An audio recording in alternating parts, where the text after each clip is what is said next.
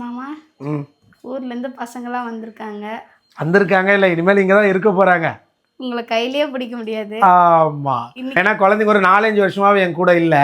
அவங்க ஊரில் தான் தங்கி படிச்சுட்டு இருந்தாங்க. இப்போ நம்ம என்ன பண்ணுறோன்னா பிள்ளைங்களெல்லாம் அழைச்சிட்டு வந்துட்டோம். குழந்தைங்களுக்கு பிடிச்ச மாதிரி ஒரு ப்ரான் பிரியாணி என்னுடைய ஸ்டைலில் செய்ய போகிறேன். அதான் எண்ணெய் பிரிஞ்சு வந்துருச்சு, மசாலா ரெடி ஆகிடுச்சு. 1க்கு 1.5 தண்ணி எடுத்து நான் சேர்த்துட்றேன்.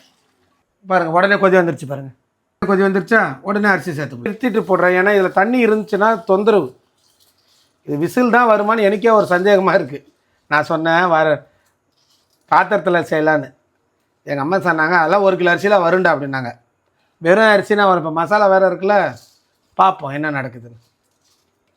எல்லாம் மிக்ஸ் பண்ணி விட்டுட்டு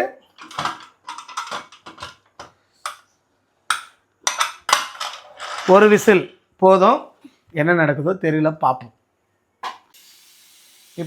பார்த்தீங்கன்னா ஒரு விசில் வந்துருச்சுங்க. அடுப்பு அணைச்சிடலாம்.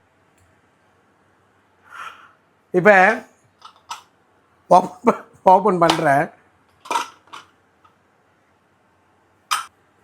ஆக்சுவலாக இந்த மாதிரி குக்கர்லலாம் பண்ணக்கூடாது, சரியா?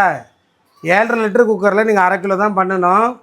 நான் திரும்பி ஓப்பன் பண்ணி மூடி வச்சு எப்படியும் ரெடி பண்ணிட்டேன். எறா பிரியாணி தயாராகிடுச்சு. ஃபுல்லாக வந்துடுச்சு பாருங்கள். இது என்னாச்சுன்னா விசில் சரியாக வரல. உங்கள்கிட்ட நான் போய் சொல்ல விரும்பலை. விசில் சரியாக வரல. ஒரு விசில் வந்து ஆஃப் ஆகிடுச்சு.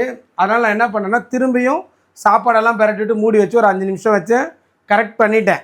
ஓரளவுக்கு எனக்கு தெரிஞ்சதுனால. நீங்கள் பண்ணுறதா இருந்தால் 7.5 லிட்டர் குக்கரில் 1/2 கிலோ பிரியாணி தான் பண்ணணும். எறாவே காணோம்.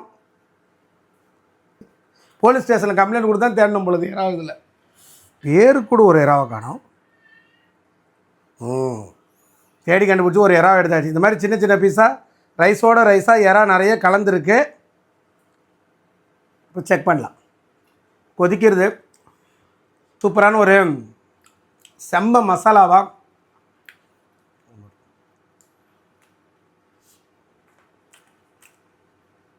நல்லா நெய் மணத்தோட கமன்னு சூப்பராக இருக்குது பிரியாணி.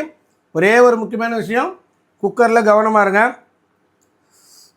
வெங்காய பச்சடியோட வச்சுட்டா அட்டகாசமாக இருக்குது. தேங்க்யூங்க. தேங்க்யூ ஸோ மச் ஃபார் வாட்சிங். நெக்ஸ்ட் வீடியோ பார்க்கலாம். பாய்.